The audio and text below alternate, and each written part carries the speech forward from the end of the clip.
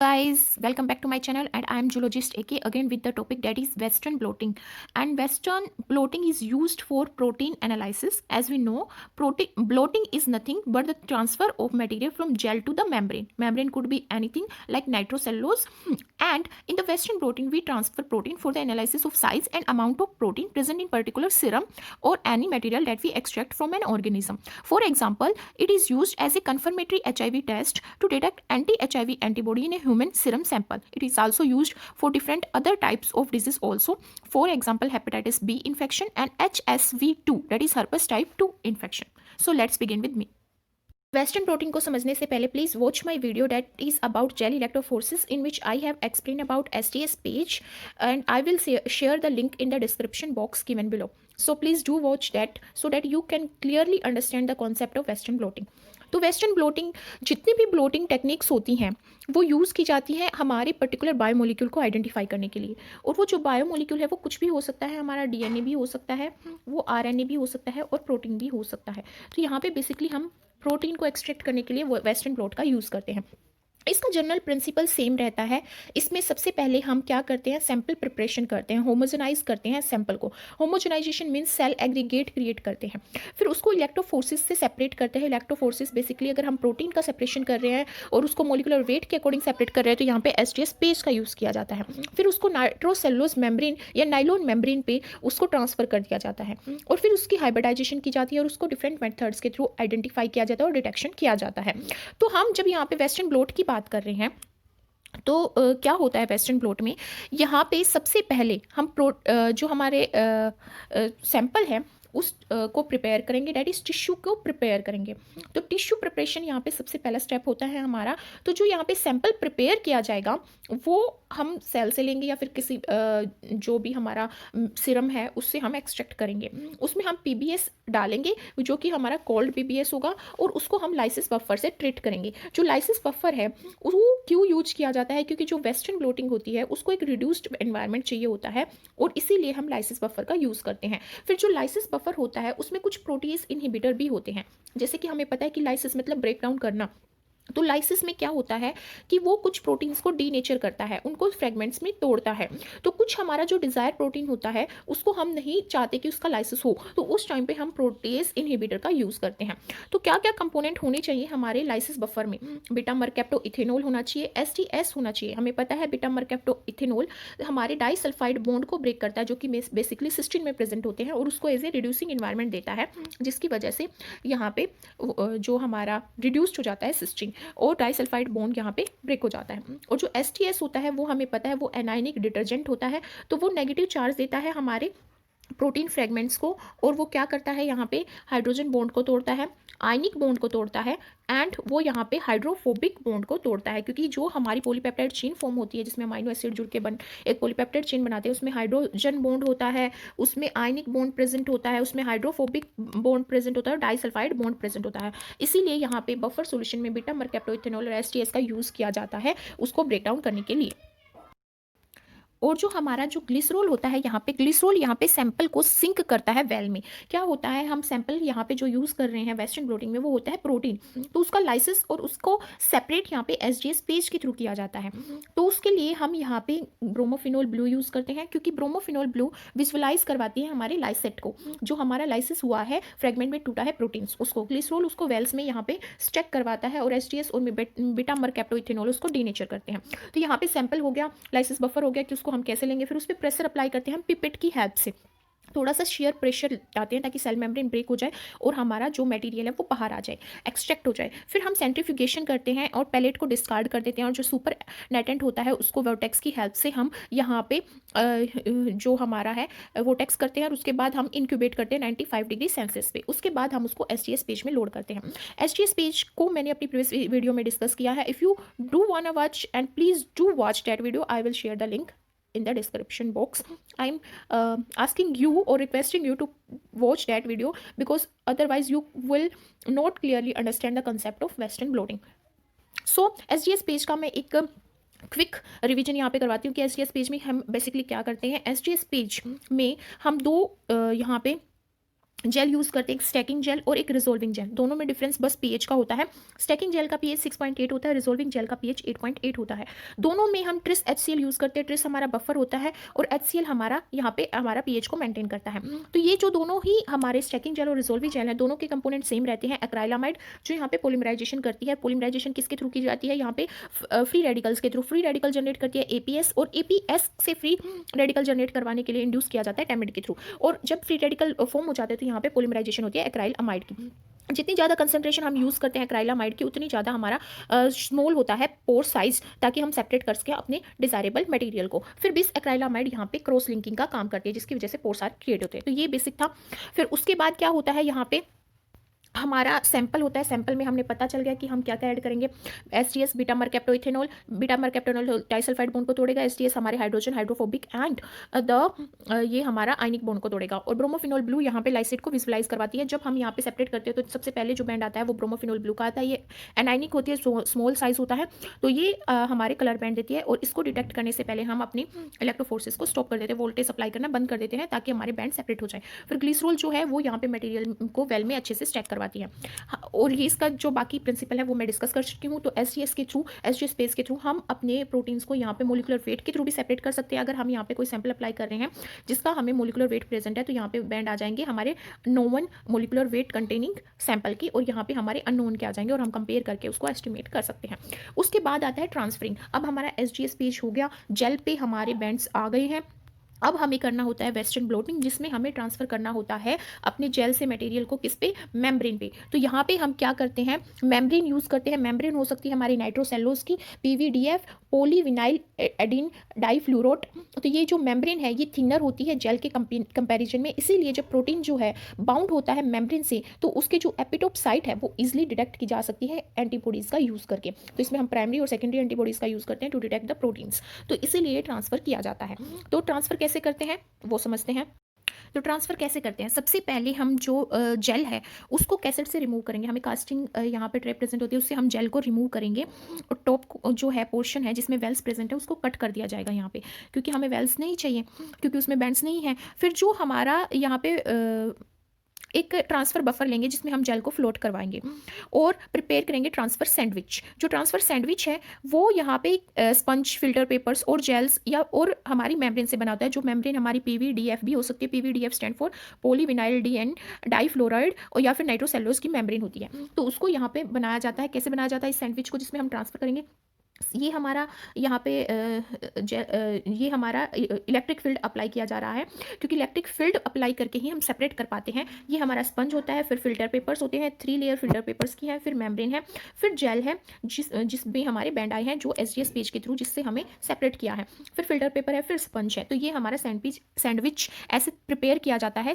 Transfer करने के लिए। फिर हम क्या करते हैं, जो हमारा एक स्टैक प्रिपेयर कर लिया हमने, उसके बाद हम क्लीन रोलर का यूज़ करते हैं with each layer to gently roll out any bubbles that may be present, क्योंकि जो बबल्स हैं वो इनहिबिट करते हैं protein transfer from gel to the membrane. फिर हम कैसेट जो है उसको लॉक कर देते हैं और इसको एक ट्रांसफर एपरेटस में प्लेस करते हैं जिसमें कोल्ड ट्रांसफर बफर प्रेजेंट होता है। तो हम ये इंश्योर करते हैं कि जो हमारी कैसेट है वो प्रॉपरली पोजीशन होनी चाहिए नेगेटिव टू पॉजिटिव की टुवर्ड्स, कि नेगेटिव टू ये पॉजिटिव की टुवर्ड्स हमारी कैसी पोजीशन है वो हमें प्रॉपर होनी चाहिए, ताकि प्रॉपर ट्रांजिशन यहाँ ट्रांसफर हो सके। तो ये बहुत ही अगर हम यहाँ पे कोल्ड टेम्परेचर रखेंगे तो हमारे प्रोटीन डीनेचर नहीं होंगे और अच्छे बैंड आएंगे, इसलिए यहाँ पे हमें कोल्ड बफर यूज़ करना नेसेसरी हो जाता है। फिर हम चैम्बर को क्लोज कर देते हैं और उसको एक पावर सप्लाई इलेक्ट्रिक वोल्ट यहाँ पे देंगे। तो हम यहाँ पे क्या करते हैं, पावर सप्लाई से उसको पावर सप्लाई अप्लाई करते हैं, जिसके बाद हमारा ट्रांसफ़र हो जाता है हमारे बैंड्स का। तो उसके लिए हम यहाँ पे 100 वोल्ट का यूज़ करते हैं फॉर 30 to 120 मिनट के लिए, ताकि हमारा प्रॉपर ट्रांसफ़र हो सके जेल से बैंड का इस पे मेम्ब्रेन पे, जो नाइट्रोसेलुलोज या PVDF से बनी है। अब यहाँ पे आता है हमारा इम्यूनोब्लोटिंग।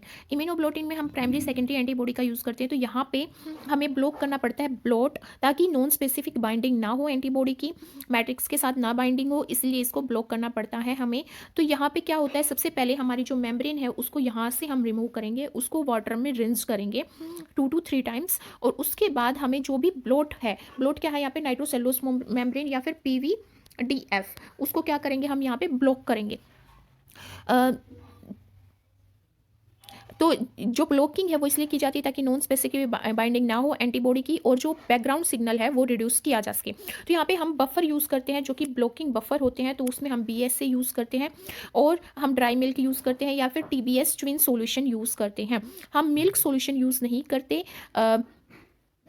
अगर हम फॉस्फर स्पेसिफिक एंटीबॉडीज़ का यूज़ कर रहे हैं तो हम मिल्क सॉल्यूशन यूज़ नहीं करते, क्योंकि इसकी वजह से हाई बैकग्राउंड आता है, और इसकी वजह से हमारा जो फॉस्फोप्रोटीन है, जो कैसिन प्रोटीन है, फोस्फो प्रोटीन है, जो एंडोजिनस प्रोटीन है, एंडोजिनस फोस्फो प्रोटीन कैसिन जो हमारा मिल्क में प्रेजेंट होता है, उसकी वजह से यहाँ पे बैकग्राउंड सिग्नल बहुत आता है। इसीलिए जब हम यहाँ पे फोस्फोर स्पेसिफिक एंटीबॉडीज़ का यूज़ करते हैं उस टाइम पे हम यहाँ पे मिल्क का यूज़ नहीं करेंगे, other we will use BSC। So फिर हम मेम्ब्रेन को इनक्यूबेट करते हैं इन ब्लॉकिंग सोल्यूशन के साथ। इसमें से कोई भी हम सोल्यूशन यूज़ कर सकते हैं, BSA, ड्राई मिल्क और TBS ट्विन सोल्यूशन, और ब्लॉक करेंगे 1 आवर के लिए रूम टेम्परेचर पे, ताकि हमारी प्रॉपर ब्लॉकिंग हो जाए। फिर जो ब्लॉकिंग सॉल्यूशन है उसको हम डिस्कार्ड कर देंगे, और इसको TBS ट्विन के साथ हम वॉश करेंगे अप टू 5 मिनट्स। फिर हमारा रेडी हो जाता है मैट्रिक्स, जो कि हमारा नाइट्रोसेलुलोज है, क्या करने के लिए, प्राइमरी एंटीबॉडीज़ को ऐड करने के लिए। तो हम कैसे ऐड करेंगे, सबसे पहले हमारी जो प्राइमरी एंटीबॉडीज़ हैं उनको हम डाइल्यूट करेंगे यहाँ पे ब्लॉकिंग बफर में, और उसको इनक्यूबेट करेंगे 4 डिग्री सेल्सियस पे जेंटल सेकिंग के थ्रू। फिर उसके बाद नेक्स्ट डे हम क्या करेंगे, जो प्राइमरी एंटीबॉडीज़ हैं उसको डिस्कार्ड करेंगे, वॉश करेंगे मेम्ब्रेन को large volume of TBS twin के साथ, एंड फिर उसके बाद हम क्या करेंगे, वॉशिंग के बाद हम उसको क्या करेंगे, डाइल्यूट करेंगे सेकेंडरी एंटीबॉडी को ब्लॉकिंग सोल्यूशन में, और उसको इनक्यूबेट करेंगे मेम्ब्रेन के ऊपर, ताकि हमारी सेकेंडरी एंटीबॉडीज़ यहाँ पे बाउंड हो जाए। फॉर एग्जाम्पल जो सेकेंडरी एंटीबॉडीज़ होती हैं वो यहाँ पे HRP के साथ क्या होती हैं, HRP के साथ कंजुगेट होती हैं, ताकि हम उसको लेटर बाद में जब हम डिटेक्ट करना चाहें अपने बैंड्स को तो ईजिली डिटेक्ट कर पाएँ। फिर मेम्ब्रेन को डिस्कार्ड कर दिया जाएगा, वॉश कराया जाएगा मेम्ब्रेन को large solution of TBS twin solution, और उसके बाद हमारा डिटेक्शन फेज स्टार्ट हो जाती है। तो बेसिकली क्या होता है, सबसे पहले हम इम्यूनोब्लोटिंग के लिए अपनी मेम्ब्रेन को ब्लॉक करते हैं, उसमें हम BSA, ड्राई मिल्क और TBS ट्विन सॉल्यूशन का यूज़ करते हैं, मेनली वॉशिंग के लिए यूज़ किया जाता है। फिर जब ब्लॉकिंग हो जाती है तो उसके बाद हम प्राइमरी एंटीबॉडीज़ को बाउंड करते हैं, 1 नाइट के लिए रखते हैं, अगले दिन हम TBS ट्विन के साथ उसको वॉश कर देते हैं, और फिर दोबारा से हम डाइल्यूट करते हैं सेकेंडरी एंटीबॉडीज़ को, और उसको इंक्यूबेट करवाते हैं मेम्ब्रेन के साथ, ताकि मेम्ब्रेन पे वो बाउंड हो जाए, और उसके बाद हम ब्लॉक कर देते हैं ब्लॉट को, ताकि उसके बाद हम रिमूव कर देते हैं और वॉश कर देते हैं TBS ट्विन सॉल्यूशन के साथ, और फिर हम डिटेक्ट कर लेते हैं अपने बैंड्स को, क्योंकि जो सेकेंडरी एंटीबॉडी है वो यहाँ पे HRP के साथ बाउंड होती है, ताकि हम उसको ईजिली डिटेक्ट कर पाएँ। ये हमारा क्लियरली विजिबल है कि यहाँ पे ट्रांसफ़र हो गया। फिर ब्लॉट किया हमने मेम्ब्रेन को न्यूट्रल प्रोटीन में, जिसमें BSA है, मिल्क है, कैशिन है, ये हमारे ब्लॉकिंग एजेंट है। फिर उसको हमने प्राइमरी एंटीबॉडीज़ के साथ इंक्यूबेट करवाया, फिर वॉशिंग कर दी उसकी, फिर उसको इंक्यूबेट करवाया हमने सेकेंडरी एंटीबॉडीज़ के साथ जो HRP के साथ लेबल्ड थी, ताकि वो उससे बाउंड हो सके। ये सेकेंडरी एंटीबॉडी है, प्राइमरी एंटीबॉडी, और ये मेम्ब्रेन है। तो उसके बाद हमने यहाँ पे दोबारा से वॉशिंग कराई और अपना डिटेक्ट कर लिया, और हमारे वेस्टर्न ब्लॉट आ गए। तो समझते हैं कि डिटेक्शन हम कैसे करते हैं। लोज पे और PVDF पे, पॉलीविनाइल डाइफ्लोराइड जो हमारी मेम्ब्रेन है उस पे हम अपने बैंड्स को डिटेक्ट करने के लिए यहाँ पे इलेक्ट्रोकेम इल्यूमिनेसेंस और ECL रिएक्शन का यूज़ करते हैं। ये क्या यूज़ करती है, HRP इंजाइम को यूज़ करती है। जो HRP इंजाइम होता है वो होता है horseradish peroxidase, horseradish peroxidase enzyme होता है HRP इंजाइम।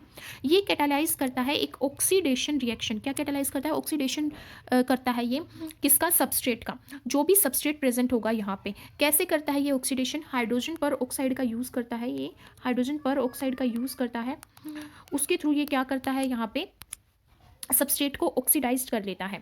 तो जो यहाँ पे HRP है वो कंजुगेट होता है सेकेंडरी एंटीबॉडीज़ के साथ to catalyze the ECL reaction, that is electrochemiluminescence reaction, जिसकी वजह से यहाँ पे जब ऑक्सीडेशन हो जाता है उस पर्टिकुलर सबस्ट्रेट का जो सेकेंडरी एंटीबॉडीज से बाइंड होता है, तो उसके बाद उसके ऑक्सीडेशन की वजह से यहाँ पे कलर निकलता है और एक लाइट प्रोड्यूस होती है, जिसको एक्सरे फिल्म पे गैदर कर लिया जाता है, और एक डिजिटल कैमरे के थ्रू उसकी पिक्चर ले ली जाती है, और हम उसको बैंड्स को जो कि मेम्ब्रेन पे आए हैं उसको डिटेक्ट कर लिया जाता है। तो क्या होता है, सबसे पहले हम मिक्स करते हैं इक्वल पार्ट्स किसका, ECL रिएजेंट का, इन 1 और 2:1 रेशो, इन ए 1:1 रेशो, मतलब 1 ही रेशो हमारा सैंपल को, मतलब यहाँ पे HRP का होगा और 1 रेशो इसका होगा। फिर उसके बाद इंक्यूबेट करते हैं मेम्ब्रेन को हम 3 to 5 मिनट्स के लिए। उसके बाद हम ECL जो हमारा मिक्सचर है उसको डिस्कार्ड कर देते हैं और हम उसके बाद मेम्ब्रेन को एक क्लियर प्लास्टिक रैप में रखते हैं ताकि उसको प्रिवेंट ना, मतलब उसकी जो ड्राइंग है वो ना हो। उसको इसलिए प्लास्टिक बॉक्स में रखा जाता है ताकि हमारी मेम्ब्रेन ईजिली ड्राई ना हो। ठीक है, फिर हम यहाँ पे एक रोलर का यूज़ करते हैं ताकि हम बबल्स को यहाँ पे रिमूव कर सकें। और उसके बाद हम क्या करते हैं, फिल्म को और कैमरा सिस्टम को अलो करते हैं कि वो इस तरह एडजस्ट हो कि जब यहाँ पे HRP जो है, जो कंजुगेट हो रहा है सेकेंडरी एंटीबॉडी से सब्सट्रेट, उसको ऑक्सीडाइज करके हाइड्रोजन पेरोक्साइड के साथ और लाइट इमिट करके, जब वो लाइट इमिट होती है तो उसको हम यहाँ पे एक्सरे फिल्म पे लेते हैं और डिजिटल कैमरे से उसकी पिक्चर ले लेते हैं, जिसके थ्रू हमारी क्या आ जाती है, यहाँ पे बैंड्स क्लियरली विजुअलाइज हो जाते हैं नाइट्रोसेलुलोज मेम्ब्रेन पे।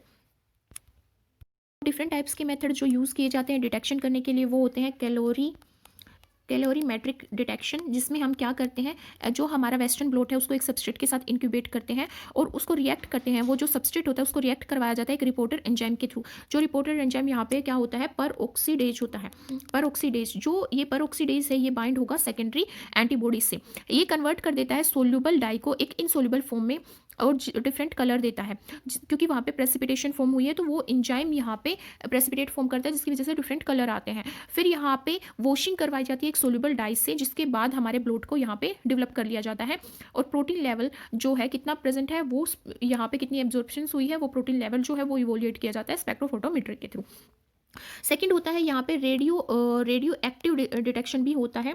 रेडियो एक्टिव जो लेबल है उनमें एंजाइम्स की ज़रूरत नहीं होती, बट यहाँ पे हमें मेडिकल एक्सरे फिल्म की डायरेक्टली ज़रूरत होती है। इसमें हम क्या करते हैं, वेस्टर्न ब्लोट के अगेंस्ट हम क्या करते हैं, मान लो ये हमारा ब्लोट है तो यहाँ पे हम अपनी एक्सरे फिल्म को यहाँ पे क्या कर देते हैं, प्लेस कर देते हैं ताकि हमारा प्रॉपर जो है डेवलपमेंट हो वेस्टर्न ब्लोट की, एक्सपोजर अच्छा हो लेबल्स का, और डार्क रीजन्स जो है वो भी क्रिएट हो उसके corresponding to the protein bands of interest. तो जो यहाँ पे इंपॉर्टेंस है रेडियो एक्टिव डिटेक्शन मेथड की वो कम होती जा रही है। क्यों? क्योंकि ये जो रेडिएशन है ये हार्मफुल होती हैं, बहुत एक्सपेंसिव होती हैं, हेल्थ इशू होता है, इसीलिए हम इसकी जगह ECL रिएक्शन को यूज़ करते हैं। और होती है हमारी fluorescent detection. Fluorescent label probe excite किया जाता है लाइट के थ्रू और इमिशन करवाया जाता है of the excitation is then, मतलब इमिशन मतलब जब भी हमारा फ्लोरोसेंट लेबल्ड जो प्रोबो है वो एक्साइट होगा तो वो फिर लोअर लेवल पे आएगा, हाई लेवल एनर्जी से लोअर लेवल पे जब वो आएगा तो लोअर एनर्जी स्टेट में जब वो आएगा तो वो क्या करेगा, लाइट इमिट करेगा। तो उसको एक फोटो सेंसर के थ्रू और फॉर एग्जांपल CCD कैमरा के थ्रू यहाँ पे हम उसको डिटेक्ट कर लेंगे और एक डिजिटल फिल्म दे देंगे, जिसके थ्रू हम डेवलप कर सकते हैं यहाँ पे अपने वेस्टर्न ब्लोट्स को।